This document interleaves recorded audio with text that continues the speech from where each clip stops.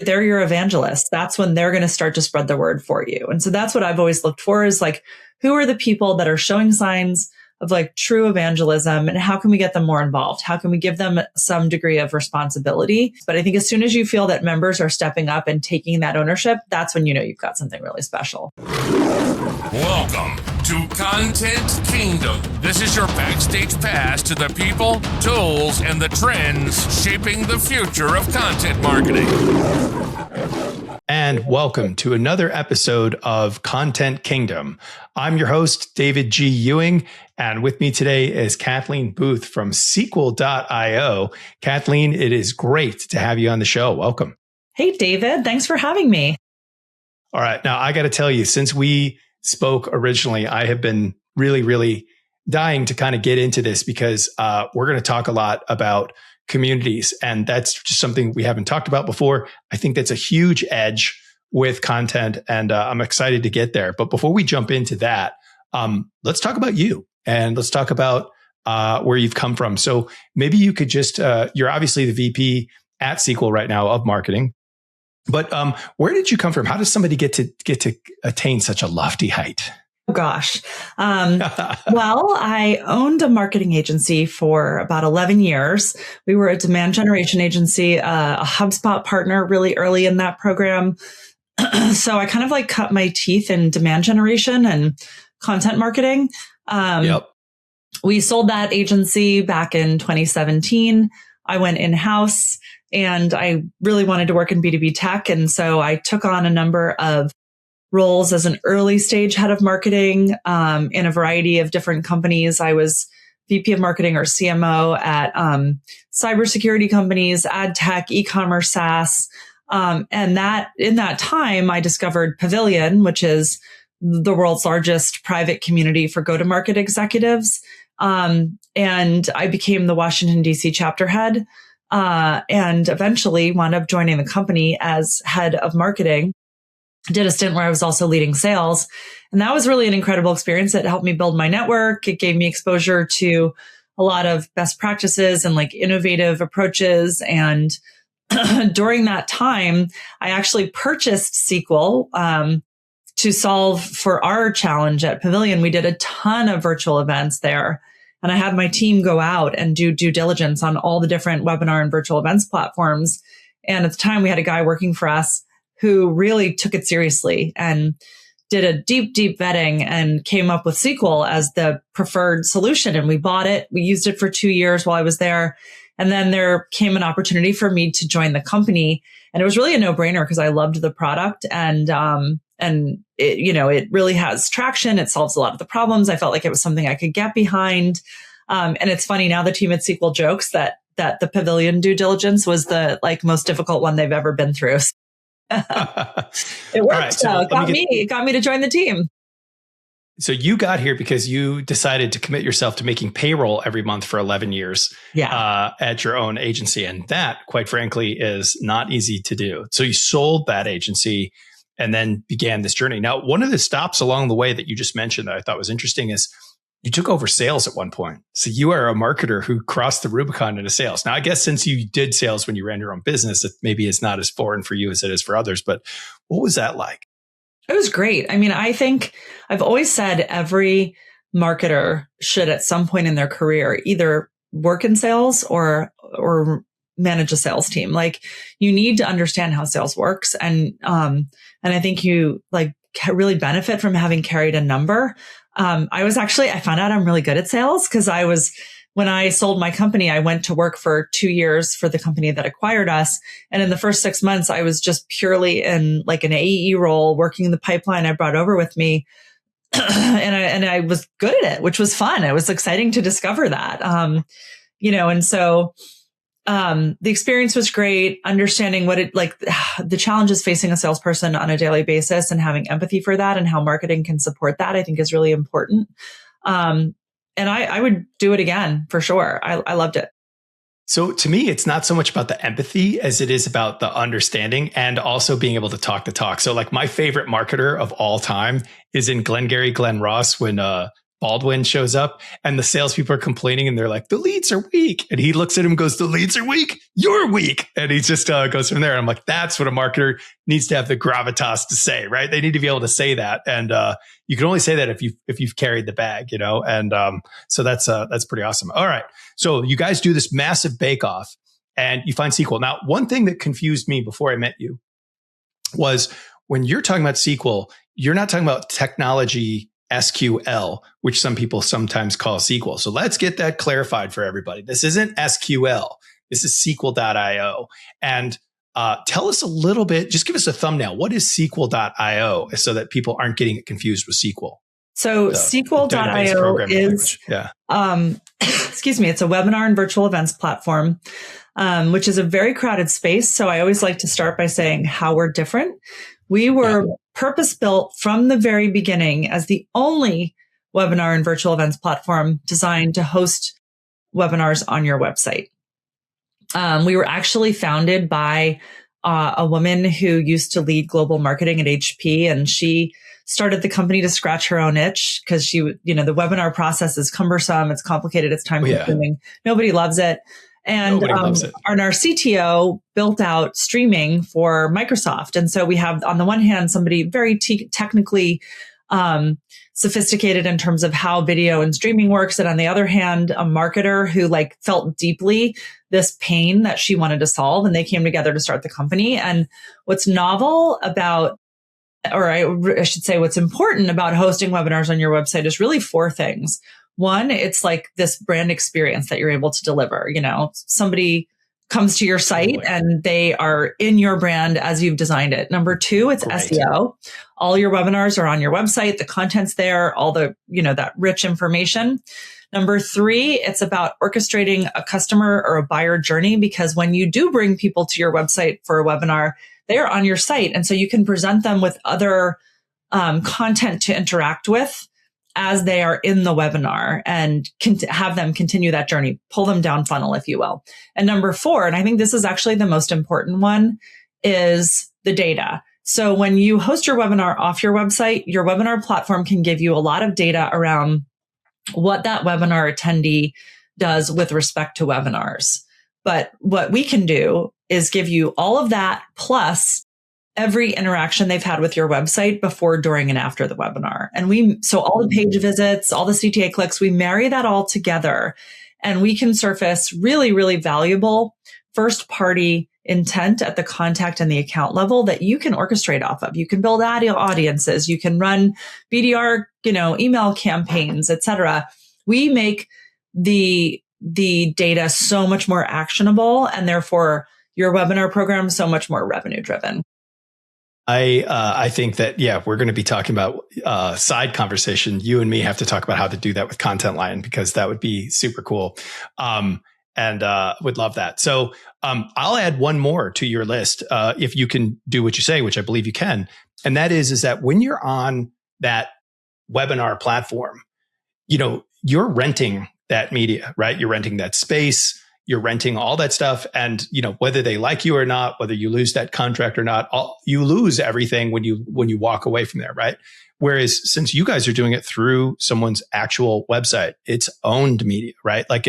I own the experience. I can control it. I own how that all works. And I own the where the audience is landing. They're on my property, which is awesome. And the traffic, we're living at a time when so many marketers are complaining their traffic is declining because LLMs are, where people are going to search and they're delivering 0-click responses. So at a time when we're all struggling to keep and grow our traffic, why would you send your webinar attendees to somebody else's website, your webinar provider's website, when you could bring them to your own? It sort of defies logic.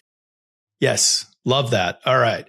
Well, that's great. And so I think this is really kind of interesting because, you now mentioned the next big problem marketers are having, which is AI, right? So we're trying to think about how to live in a world of AI right now where, all of our SEO metrics are changing. All of our metrics for traffic are changing. We're all trying to get our arms around how content's being useful. And I know you have some thoughts on this matter, right? So can you talk to us about your Substack?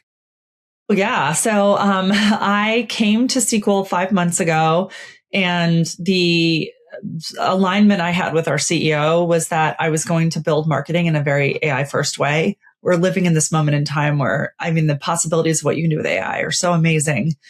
But we wanted to make sure we balance that with a very brand forward approach to marketing. Like, she's a marketer. She gets that marketing is important, brand is important. And so it's this like interesting tightrope walk of AI and brand.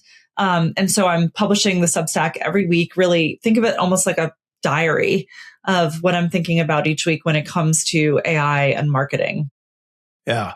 And what I like about this, and when we did the pre-show is, you were telling me you were a little reticent to talk about things because you were afraid that it was going to sound like an advertisement for SQL, which I think actually you're in the seat, right? You're in the seat where you're running marketing for SQL and you're trying to use SQL as well as many other products to like build a playbook to grow your business.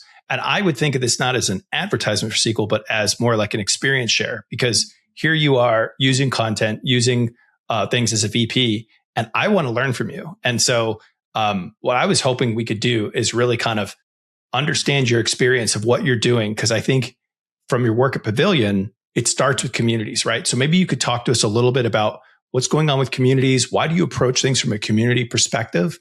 And then let's talk about what you're doing, because I think that is a huge gain for everybody who's listening to Content Kingdom. Yeah. Well, thanks for asking. I think the first thing to start with is like, we use this word community. What does it really mean? What do we mean when we say it? And I just did a talk on this at the B2B MX conference. And I think the thing that I would start with is like, there's a difference between an audience and a community. Marketers are used to building audiences, and an audience is a group of people that you send a message to, that receive your message. It's a kind of a one-way communication. A community is a group of people that not only interact with you as a brand, but they interact with each other. So there's like these other axes upon which communication is happening. They build a relationship with each other and with you. And so, community, I think sometimes we talk about it and we assume it's a Slack group. That's not really what it is. That just happens to be the place that some communities gather. So when I think about community, it's like, how do we build these relationships, not just with our audience, but how do we get them talking to each other? How do we create a conversation? And so at SQL, the way we're thinking about community is we have a media brand called Game Changers. And the start of our community has been 2 different content series that we're running. One is called the Game Changers CMO series, where we interview really accomplished chief marketing officers about things that are top of mind for them or challenges they're solving, et cetera.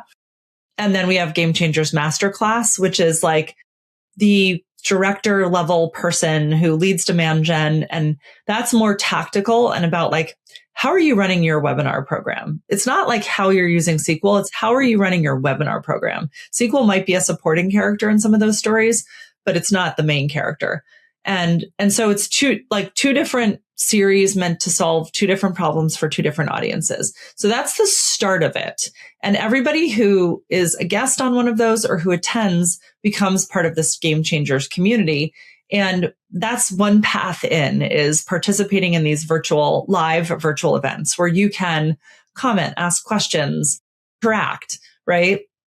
The next step is like, what does that unlock? So what happens after the event?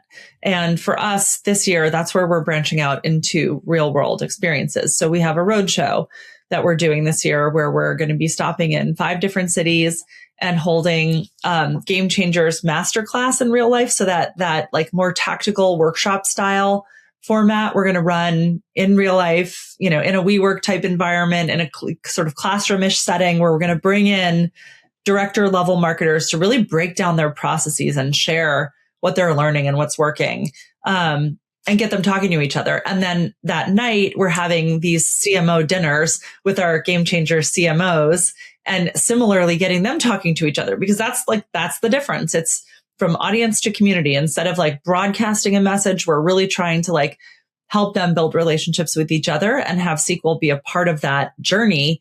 And we do similar things at industry events where we get people together. So it's really about translating that virtual start of a relationship into something in the real world and figuring out ways to keep that conversation going. And so, yeah, different entry points. But once you're part of Game Changers, it unlocks access to all different kinds of events.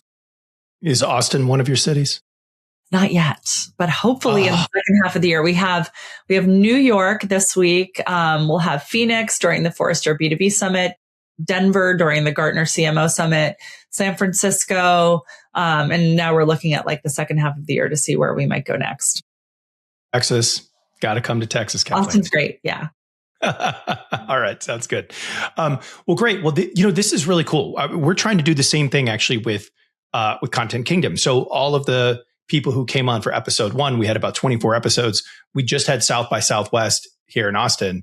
And we just threw something out there to say, hey, if you happen to be coming to South by, we're going to have an event. And, I was shocked, but there were 8 of our former, guests from the show who were all there, and we all got together. Some of them were from Brazil and from everywhere else. And It was like the coolest thing to get everybody and watch them cross-pollinate and make that happen. So yeah, it is pretty cool. I guess, trying to sit at the feet of the master here and ask the question, how do you get that spark? I mean, this is a snowball that if you can get it rolling downhill, could be really awesome. But like, how do you get this going? If someone is out there going, I'd like to create a community around my product or ideas, and where do you begin? Yeah. So I think there's a couple of different paths here. The way I described it is not the only way. We're a small startup company that is, we're not yet in a position, I think, where we have the resources to launch a Slack group, for example, and I've worked at 2 different companies now where I've led teams that have owned communities that like Pavilion, where we had 10,000 people in Slack. Or before that, I worked at a company called Impact, where we had 5,000 people in a Facebook group back when Facebook was a place to build community. And you needed to have like dedicated people who could really manage that. We're not quite there, but that doesn't mean that isn't a viable path for somebody else. There's a couple paths. You can create your own community. It can be a big, like formal community like Pavilion or like Impact, where I used to be. Or it can be a less formal community like Game Changers is for us. That's really centered around the content and having those conversations. You can also join an existing community and like draft off of that. You can sponsor an existing community. I used to see that all the time with Pavilion. There's plenty of ways to engage with community, but I think it starts with you understanding really deeply, like, what is your target? What are you trying to accomplish through this? Are you trying to sell your product? Are you trying to build your audience? Like, there's a lot of different objectives here. And so I think you have to begin by understanding that. And then it really comes down to, how are you going to build credibility and trust? Because that's really what brings people back, and makes community sticky. For me, one of the key ways to do that is about being very, very clear on who the community is for. And that's something that we've worked a lot at Sequel. Game Changer CMO series, that community is for like accomplished CMOs who have really earned their stripes, and who you have early on in your community is a signal to everybody who's going to come afterwards. And so regardless of what your audience is, be clear on who you want it to be, and be very strict about starting with people that really fit, like check those boxes, because that's going to dictate who comes after. It's like grade school. People want to be in the cool kids room. If if you make a point of really bringing in a good initial group to kick things off, a lot of the rest will take care of itself. Okay. And for you, how did you get that core group together? What did you do to get those core CMOs? I think it starts with relationship building and credibility. You can't fake that. And so a lot of that work was done before I came here by our CEO, who is a marketer. And we're fortunate that we are marketing to an audience that is us, right? Like, we're marketers marketing to marketers. Yeah.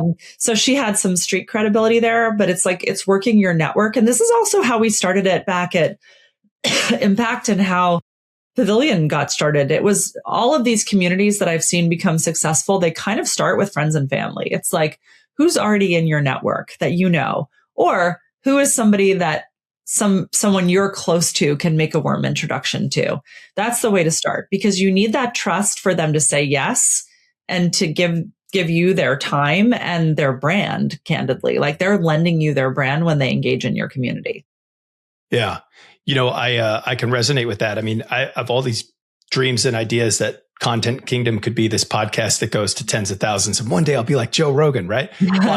But where did I get started? I called 5 of my buddies who I know from Entrepreneurs Organization. We're like, would you be my first 5 guests? And got things started in that way. So yeah, it sounds like you got there. So, okay. So step 1 is, you make the kernel out of that core group that and kind of get them, do a little house by house. Walk me through when does this thing start become kind of a self-perpetuating flywheel and like what's phase 2 if phase 1 is the friends and family phase? Yeah. Well, I've always said that community, your community is really working when the members of the community begin to step up and take some degree of ownership for it. And so that can look like different things in different situations. When I was at Pavilion, that looked like members, including myself, stepping up to serve as chapter heads. I was the chapter head in Washington, D.C., or volunteering to run events for you.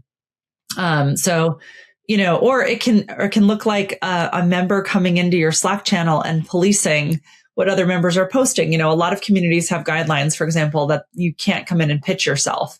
And there's a world where your community maybe hasn't taken off yet, where you as the organizer have to be the one to go in and slap people on the wrist and say, no, you can't do that. But when you have other members coming in and saying, hey, that's not allowed, like that's when it's starting to work because they feel a degree of ownership for the success of the community. And they're your evangelists. That's when they're going to start to spread the word for you. And so that's what I've always looked for is like, who are the people that are showing signs of like true evangelism and how can we get them more involved? How can we give them some degree of responsibility? In a community like ours, that might mean like, hey, we're going to have a dinner in your city. Do you want to send out some invitations? Do you want to like help us fill the room and bring in people that you're friends with and like? Or do you want to, help host the dinner? There's a lot of different things you can do along those lines. But I think as soon as you feel that members are stepping up and taking that ownership, that's when you've got something really special. Interesting. So the motivation, I guess, for those people is that they feel like they're members of the community. And so they feel like they get something out. So they're putting something in and there's that two-way street for them. It's like community. I've always described it as successful communities. This is the difference between a subscription and a membership. Subscription, you consistently pay for something and you expect to consistently get value back, right? Like I subscribe to my newspaper. If the newspaper stops coming, I'm not going to pay for it. Versus I join a community and I'm not looking to get value every day or every week necessarily. I'm joining because I'm becoming part of something that's bigger than myself. I'm aligning my identity with the mission, the purpose, the values of this community. And so there could be weeks that I go without getting any value out of it, but I'm not going to give up that membership because it says something about who I am. I feel a loyalty there that I've associated with that thing. And so I think that's where you see these evangelists step up, is that they really connect with the purpose, the values, the bigger picture of the community, and they want to be a part of that. Got it. So how many evangelists do you think you have in your sequel community? Oh gosh, that's hard to say because so much of it was built before I got here, but I'll say that we do have like a regular crew that loves coming back for our events, particularly in San Francisco, which is where we got started. And it's an amazing group of people. And so this year is going to be interesting because this is the first year where we're really taking this event on the road and starting to build the community out in other cities. So I'll report back perhaps after we have the first few of those. But our San Francisco base is really strong and really loyal. Okay. Got it. And so what's the next phase? Like as we're kind of building out this playbook, right? Friends and family. Now we've got ownership from people in the community. What comes next? Certainly more of these local events. And then I do think at some point we will probably transition this into like having a home online. I don't know if that would be Slack or something else, but like giving people a way to continue that conversation in between events, I think eventually will be important. Perhaps eventually we'll have a bigger in-person event where we bring together our community members from all over in one place. I don't know if that's a conference. But I think that's the direction we're heading is a more formal Game Changers community at some point. Got it. So I think I missed that earlier. So let me clarify in case the audience did as well. So Game Changers right now is the webinars and the dinners. And so it's a lot of in-person events, but you don't have like a chat board of some type or a Facebook social marketing group or a Slack channel. You're like literally just using SQL and the in-person events to make the community. And then this other part comes after. Yeah. So I would think of it as like, there are different entry points to what we call our Game Changers community. You can come in through an in-person event. You can come in through a virtual event. But once you're in, you're on the list for essentially exclusive experiences, because we're very selective about who we invite to these dinners or these local workshops. Our ongoing CMO series, for example, that's live and virtual, once you've joined one of them, you get access to all of them. So it's a different construct of community. Again, like that's why I said earlier, I think a lot of people assume community means Slack group, and it really doesn't. Right. It's getting people talking to each other. So it's getting our members of our community having a conversation with each other, learning from each other. Yeah, you said that and it went right in one ear and out the other. You literally said that. And I was like, yeah, but where's the Slack? Okay, got it. Yeah, I know. Okay, I mean, and maybe someday we'll have one, but that's why I think we have to like broaden our definition of community and why it's important to like distinguish it from audience. Yeah. So now that we've done that and we've got this kind of playbook underway, help me understand a little bit more about why that matters so much to SQL. Like why create this community and why does it help SQL? Like why, when you go to talk to your CEO and say, I can justify the existence of this community and what we've done, because what do you fill the blank in with? I think there's a couple of different answers to this. One is there's very much a long-term brand play, and I'm very fortunate to work for a CEO who was a marketer, so she understands this. And by that, I mean that having this type of community with these amazing marketers in it, it puts us at the center of really important conversations that are very germane to our business. And I think there's a lot of just inherent value in that and being associated with it. It builds trust. It builds loyalty. It builds brand awareness. So that's all on the brand side. I do think there certainly is like a pipeline element to this because, again, we are in a crowded space, webinar platforms. It's a crowded space and it's dominated by really large legacy, well-funded players. And we're never going to outspend them. And so, but also a lot of those large legacy players, they don't have really ardent communities of people who love them. And so for us, the opportunity is to build a cult following. I always say like my goal as the head of marketing for a company that is arguably the last remaining challenger brand in the events and webinar space is I want to be the Apple to everybody else's Microsoft. I want to have a cult following. I want people to be like, I'm not going to take that job because I don't want to have a PC. I'm only going to work someplace where I get to be on a Mac. Right. There are people that are like that. And I want someone to be like, hey, I am a SQL person. Like that says something about me that, going back to like when you join a community, you're becoming a part of something larger than yourself. Yeah. I want people to associate being with us as, being in a crowd of marketers that is on the cutting edge, that understands where marketing is going, that values brand, but that also values data and AI and knows how to use it and understands that, marketers can lift each other up and help each other by sharing their experiences. Like that's what I think our community is about. And does this community help you make the products better?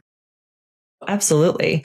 Every conversation we have with marketers, whether it's through our CMO series or through our masterclass, where they're like literally breaking down their webinar process, we're learning more, at the high level about their challenges and their pain points and their jobs to be done. And then at the really like granular level, we're getting into like, what are the friction points in your webinar program? Like, what are the things you hate, the things you love, the stuff you wish would work differently? We hear about that all the time. And at these dinners we're doing, even more so, people really get candid and divulge the things that are keeping them up at night. And that's really helpful to understand. Got it. And is there any advantage from this community where you get like user generated content or, referrals from them, or walk me through like that? And how do you measure or evaluate that part? Well, user generated content that's what we're all about. So Every interview that we do is a form of user generated content.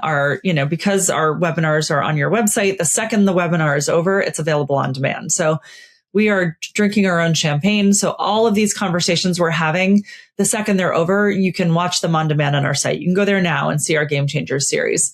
But we also have in our product an AI studio where we can take that content and turn it into video clips or blogs or white papers. And we have ChatGPT and Claude apps that have access to all the transcripts from our events. And so I've been able to build a ton of rich content, both for individual events, like we can interview one CMO and I can instantly create content about all the things they said, or I can use our Claude app and I can say, look across all of my transcripts and give me like the 10 top pain points marketers are facing right now and include quotes from the actual CMOs or the marketers who said that thing. Give me their name, their job title, and it does it like automatically. So, I will say our platform makes my job really easy when it comes to creating content around the things that we're doing. Got it. Now, drinking your own champagne, I want to make sure I get this correct. So there's two ways to do it. Like a company like mine could buy SQL.io and I could host a webinar on my website and do things and I'll generate my content about my stuff, right?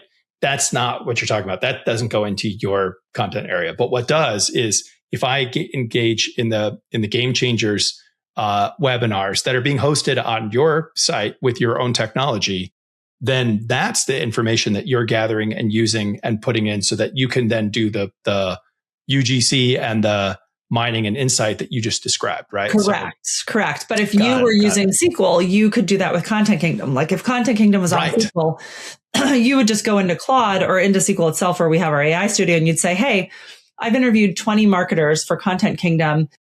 Tell me the top pain points they're facing. Tell me exactly which of those marketers mentioned it. Pull relevant quotes and put it into this article. Like all that becomes very automatic and easy to do with our AI integrations. So to bring that to a full example then. So if I took Content Line, which is my software company, and took all of our customers and did our quarterly town hall on SQL, then as they react to roadmap or, ask questions or clarifications or emphasize and prioritize things, all that's being recorded. And now I've got all of that information in that community that I can leverage and tap for product direction, marketing tone, all kinds of stuff that I want to do. That's cool. Yeah. That's really cool. Yeah. It's pretty that. That's awesome. a huge advantage of having a community. So that's pretty great. So, okay. So Kathleen, where are you headed next? Like, what are you going to do next with your SQL.io community? I'm actually this Thursday hosting our first roadshow event in New York City. So I'm very excited to kick that off. And then we have our series of different roadshow events running through June of this year. So we planned out the first half of the year as really a trial balloon. And if it goes well, we'll be rinsing and repeating in the second half of the year. And then depending upon how that all goes next year, you never know, you might hear some announcements around a conference. We'll see. Exciting. That's very cool.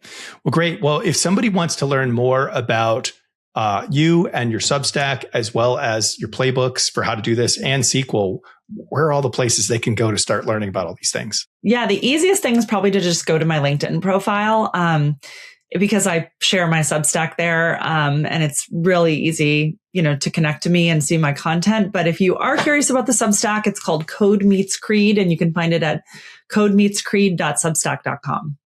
And SQL is at SQL.io. Code Meets Creed. So CREED is Creed. So yes. Code Meets Creed. So that's that balance of brand and AI. Got it. Okay. All right. And then just to make sure everybody knows, and we'll put it in the show notes, but your LinkedIn is at Kathleen Booth and you're the VP of marketing at SQL.io. And then SQL.io is where to go for that. So I think all of those sound pretty cool. All right. Kathleen, thank you so much for being on Content Kingdom. I think that learning about putting together a community, some steps to go from baby community to mid-sized community to full-blown community, how you can do that and where the value comes from. Those are all things that I think came out for me in this, and I really appreciate it. So thank you so much for being a guest. And, we look forward to hearing how it goes. And we'd love to have you back to hear how the community went, maybe in June timeframe or after that, as you get ready for the next wave. Thanks for having me on, David. I really appreciate it.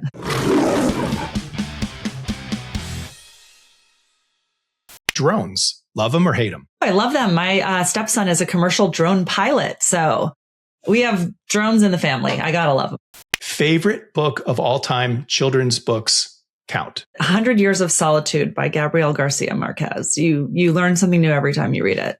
Guilty binge show that you watch? Honestly, like probably, this is a lame answer, but like Access Hollywood.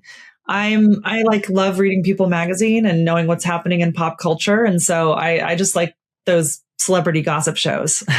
Yeah, I have a cousin who produces movies, and she says when she gets on a plane, she wants Skittles and People.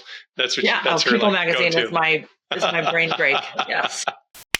Coffee, beer, wine, whiskey. I'm the lame person that's going to say none of the above. I don't drink, and I don't drink coffee, but I do drink tea. What is your favorite movie of all time? Steel Magnolias. I still cry every single time.